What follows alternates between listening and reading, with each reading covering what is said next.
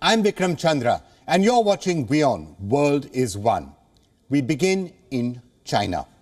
On the 8th of January, China is relaxing its travel rules. Those coming into China will no longer need to quarantine, meaning for those living in China, foreign travel becomes much easier.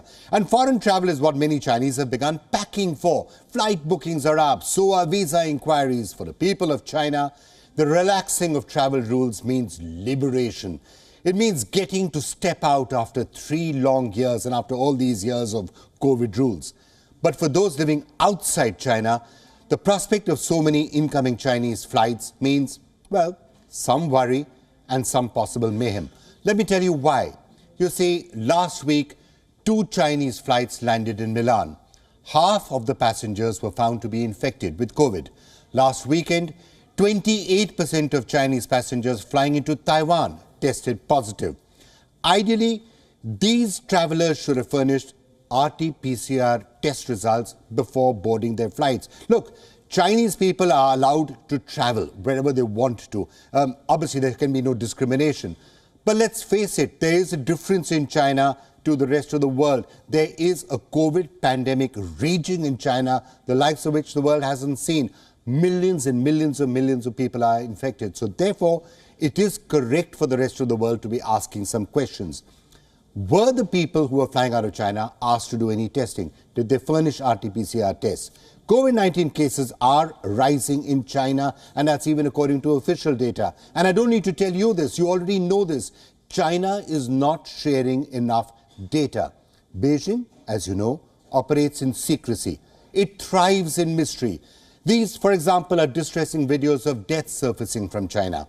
But China maintains not too many people are dying of COVID-19 at all. It's redefined what a COVID death means. The World Health Organization itself has now stepped up and pulled up China for undercounting COVID deaths. It's also questioned the methodology that is being used out there. And all this time, reports are saying at least 70% of Shanghai residents have tested positive.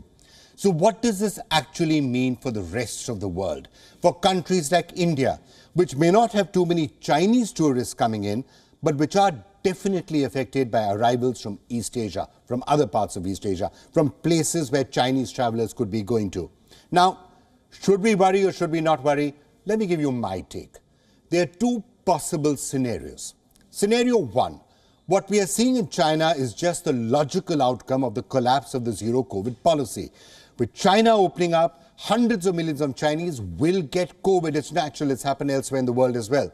But if the variants that are emerging from all of this are the same as the ones that we have already been exposed to, then the rest of the world should be okay because you've got some immunity. And there are some indications that this is what is happening.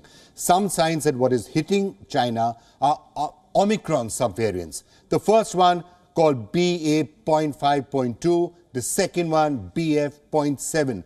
The world does not know all that much about these variants, but the rest of the world should have some protection because this is Omicron and most of us have had Omicron or are vaccinated against it.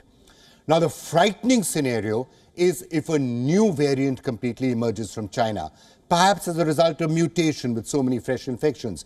Now if that happens, then all of our existing immunity could go out of the window and then we could be back with a COVID crisis in the rest of the world itself. Now what is actually going to happen? Well, difficult to tell simply because we have no idea of what is actually and really happening in China. And we can't believe what Beijing is telling us. And that's not me just saying this, that's the WHO itself saying it doesn't entirely believe what is happening in China and what the data is that is coming out. So let me put this question to Dr. Ming Yan. She's a virologist from China who's investigated the origins of COVID-19.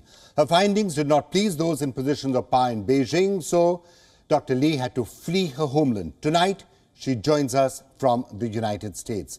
Well, it's always such a pleasure talking to you, Dr. Ming Yan. Just trying to understand what the exact situation is inside China, because we're not completely being told what the data is. The WHO also says it doesn't know what exactly is happening.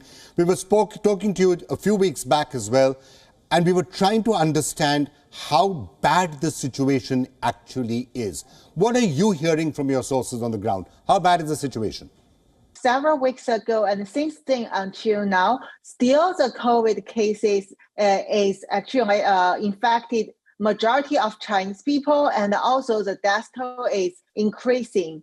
And the more important is the white lung, the typical pneumonia happened during COVID-19, especially back to early 2020, become worse and worse based on the feedback from hospitals.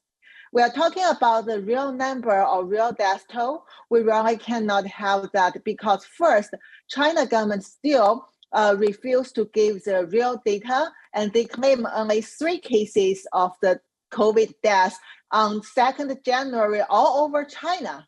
However, we know that the funeral place in many, many places are overloaded, and we see the local people feedback, and they said it's like 5 times or even 10 times more dead bodies every day come to the funeral place. Let's say what you're saying is correct. More than half of China has got COVID. You're talking about 700 million people, 800 million people actually getting COVID in the last few weeks. And if you're not seeing millions of people dying, then that actually means it's not some scary, new, dangerous variant. It's probably some sort of an Omicron variant or one of the earlier variants, because the fatality rate then isn't that high. If hundreds of millions of people are getting COVID and you're not getting lakhs of deaths or tens of thousands of deaths or millions of deaths, then that means it's not a very dangerous variant. First, you should know it takes time for the disease develop, especially for the 20 to 60 years old group, right? So first, China government deny all the COVID cases. We only can estimate it based on feedback from patients' family member, hospital, and especially the funeral place statistic. However, now even in the funeral place, government forbids them to talk about the number. We know that they complain they have to burn the bodies, like even a couple of bodies have to mix together to do the cremate. And also the queue to cremate the bodies is long. Even people have to take at least 7 days. This is the data last week. This week, someone said in Shanghai or other cities, even they were told to wait until February to get cremated. Okay, so Dr. Lee, let me tell you, the reason I'm asking you all of these questions is actually very simple. The rest of the world in the new year is looking at what's happening in China and is worrying, obviously, that what does this mean for us? Is 2023 going to be another year when we're going to be grappling with COVID and horrible new variants are going to come? Or can we relax a little bit? And there are 2 scenarios, as I began by saying. Scenario 1, because China is relaxing now and because it's done away with zero COVID, there will be a large number of cases in China.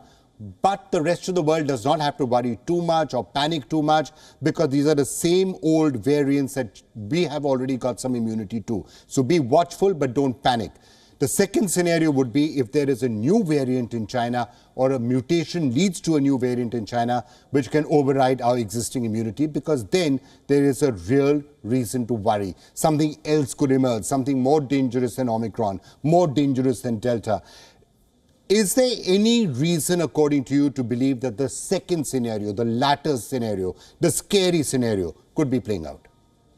Assume that there are new variants. First is, I say new variant doesn't mean it has to be far away from Omicron.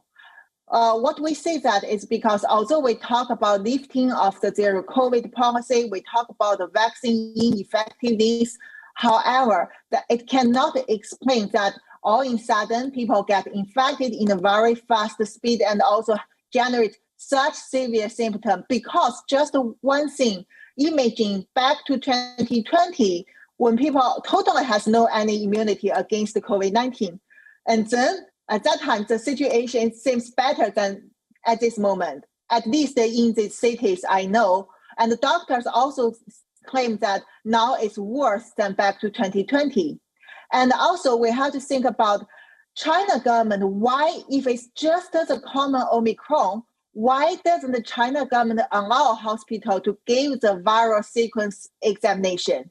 No such PCR testing allowed now. So the thing is, the government insists even back to November, it's just the Omicron. What you know in your country is mild, and they tell you the death is only the cost for China to reopen. And also our government, China government, blame other countries if you want to just do some basic restriction to test the patients to check whether there will be risk for your citizens. And also, when you check the China CDC statement, one thing you should be very aware of, that is they claim there will be the super immune escape variant coming out soon. And that was predicted very well by the Chinese communist scientists. So the government said, don't worry, if it come out later, which can escape all your immunity, China already prepared the drug for you, which will be the only useful mono antibody or drugs, and it's already in manufacturing. So the thing is, we are still working on more information with our sources, but when China tell you that this is nothing you should worry, you should think about that. Well, Dr. Lee, I think that's something we're certainly going to have to think about. A super immune escape variant is the single biggest nightmare, I think, that everyone has, and that's what people are looking for. Let's certainly hope that that doesn't happen, but we're going to be looking out for that and watching China very closely to see in case that is really what is going to emerge.